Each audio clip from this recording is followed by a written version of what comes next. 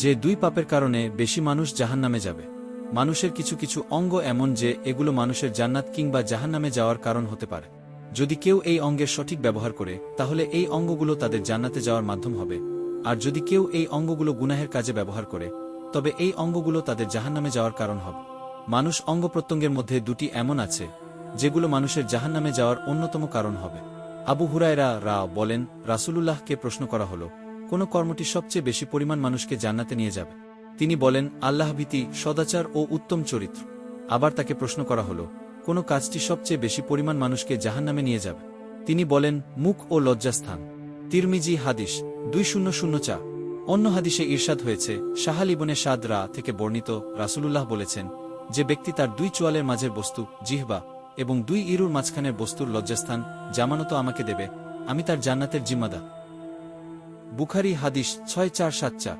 উল্লিখিত হাদিসগুলোতে রাসূলের দুটি অঙ্গের ব্যাপারে তার প্রিয় উম্মতদের সতর্ক করেছেন এবং যে অঙ্গগুলো দ্বারা গুনাহ সংঘটিত হয় এগুলো তার অন্যতম বলে নির্ণয় করেছে। যেমন বেশিরভাগ গুনাহ মুখের দ্বারা সংঘটিত হয়। মিথ্যা বলা, গীবত করা, গালি দেওয়া, ধমক দেওয়া, হারাম খাওয়ার অন্যতম মাধ্যম হল এই অঙ্গ। এ কারণে আল্লাহর রাসূল এই অঙ্গের সঠিক ব্যবহারের প্রতি গুরুত্বারোপ করেছেন।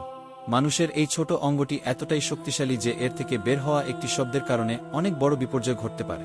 তাই প্রতিটি মানুষের উচিত এই অঙ্গটি ব্যবহারের ক্ষেত্রে অত্যন্ত সতর্ক হওয়া। আবু হুরায়রা থেকে বর্ণিত, তিনি রাসূলুল্লাহকে বলতে শুনেছেন যে নিশ্চয় বান্দা পরিণাম চিন্তা ব্যতিরেকেই এমন কথা বলে যে কথার কারণে সে ঢুকে যাবে জাহান্নামের এমন গভীরে যার দূরত্ব পূর্ব পশ্চিম এর দূরত্বের চেয়েও বেশি। বুখারী হাদিস 6477। রাসূল সাল্লাল্লাহু আলাইহি ওয়াসাল্লাম যে দুটি অঙ্গ সম্পর্কে সতর্ক করেছেন তার মধ্যে দ্বিতীয় অঙ্গটি হল লজ্জাস্থান। পবিত্র কোরআনে যারা অঙ্গটির হেফাজত করে তাদের সফল বলে আখ্যা দেওয়া হয়েছে। ইরশাদ হয়েছে, অবশ্যই সফল হয়েছে মুমিনগণ, আর যারা তাদের লজ্জাস্থানকে সংরক্ষিত রাখে। সূরা মুমিনুন আয়াত ৫। অর্থাৎ প্রকৃত মুমিনের গুণ হল যৌনাঙ্গকে হেফাজত করা।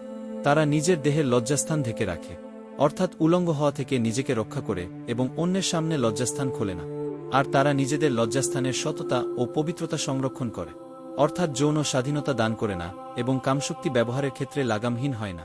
অর্থাৎ যারা স্ত্রী ও হালাল দাসীদের ছাড়া সব পরনারী থেকে যৌনাঙ্গকে হেফাজতে রাখে এবং এই দুই শ্রেণীর সঙ্গে শরীয়তের বিধি মোতাবেক কামপ্রবৃত্তি চরিতার্থ করা ছাড়া অন্য কারো সঙ্গে কোনো অবৈধ পন্থায় কামবাসনা পূর্ণ করতে প্রবৃত্ত হয় না। কারণ অবৈধ পদ্ধতিতে কামবাসনা পূর্ণ করা আল্লাহর অসন্তুষ্টির কারণ। আব্দুল্লাহ বলেন, আমি রাসূল সাল্লাল্লাহু আলাইহি ওয়াসাল্লাম জিজ্ঞেস করলাম, আল্লাহর কাছে কোন গুনাহটি সবচেয়ে বড়? তিনি বলেন, আল্লাহর সঙ্গে শরিক করা, অথচ তিনি তোমাকে সৃষ্টি করেছেন। আমি বললাম, এটি অবশ্যই বড় গুনাহ। এরপর কোনটি? তিনি বলেন, তোমার সন্তান তোমার সঙ্গে খাবে এ ভয়ে তাকে হত্যা করা। আমি বললাম, এরপর কোনটি? তিনি বলেন, এরপর তোমার প্রতিবেশীর স্ত্রীর সঙ্গে জিনা করা। বুখারী হাদিস 7520। মহান আল্লাহ সবাইকে এই দুটি অঙ্গের গুনাহ থেকে বিরত থাকার তৌফিক দান করুন।